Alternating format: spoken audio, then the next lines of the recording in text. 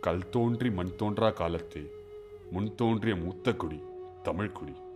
எகிப்து பிரமிடுகள் மட்டுமல்ல, பண்டைய தமிழ் வழக்கில் மனிதர்களுக்கு மறுபிறப்பு உண்டு என்று நம்பி முதுமக்கள் தாழிகளை பயன்படுத்தினர்.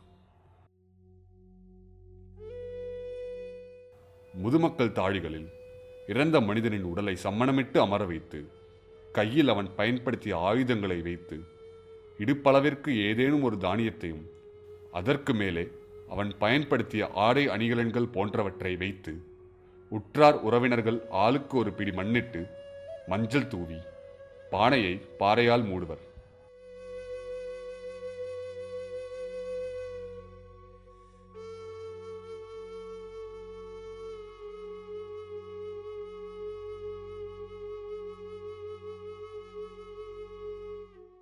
அப்பாறை மீது மணல் கொட்டி பாதிமுட்டை வடிவமுள்ள ஒரு அடையாளக் கல்லை பதிப்பர்.